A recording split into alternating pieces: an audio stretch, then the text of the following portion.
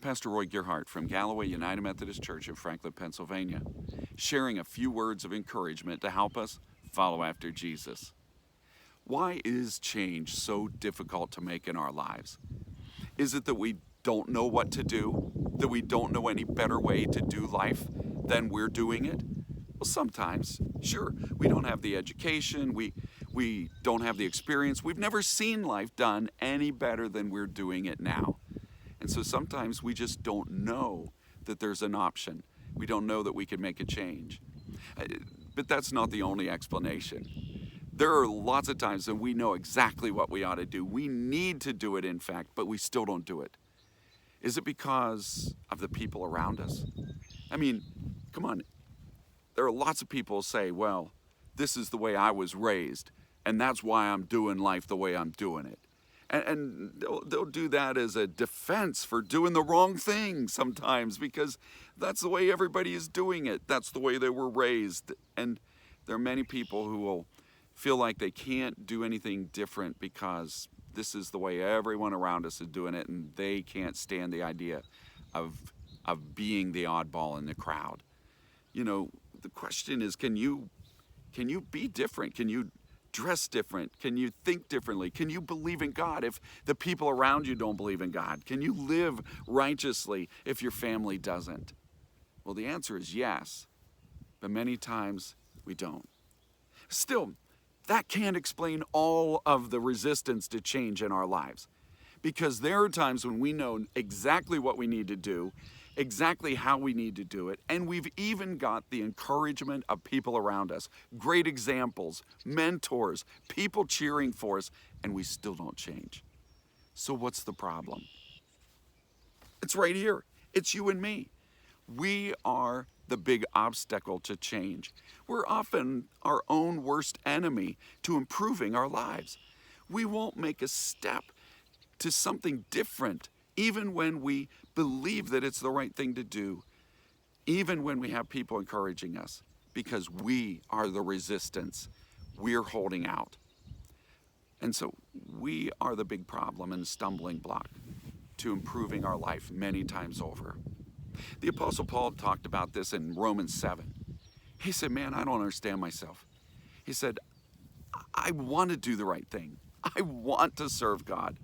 But he says, instead, I find myself doing the thing that I don't want to do and not doing the things that I want to do.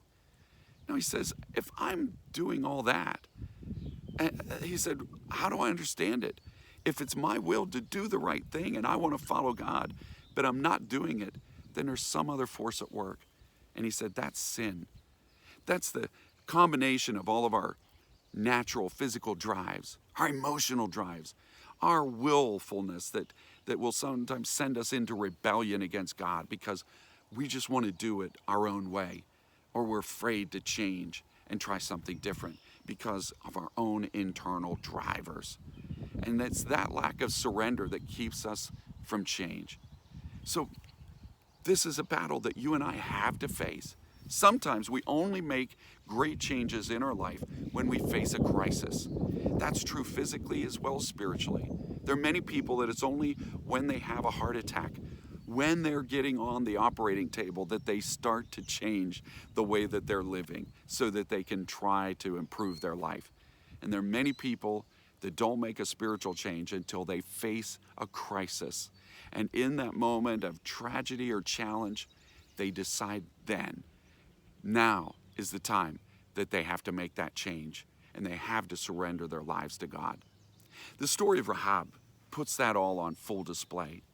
You know, it's interesting that the people of Jericho never tried to make peace with the people of Israel. Not once.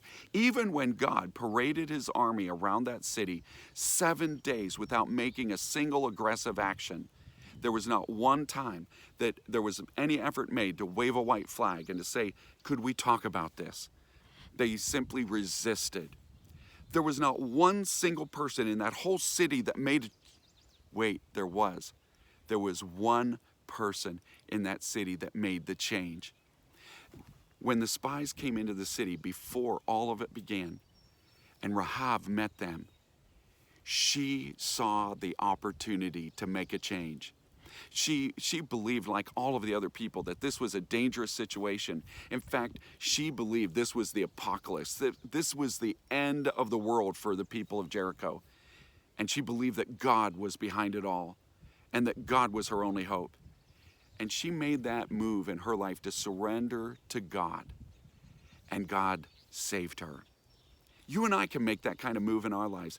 Deal with the biggest obstacle to change in your life, the biggest resistance to the good things that God has for you. Deal with yourself. Surrender your life to God. Let Him change your life. May God bless you.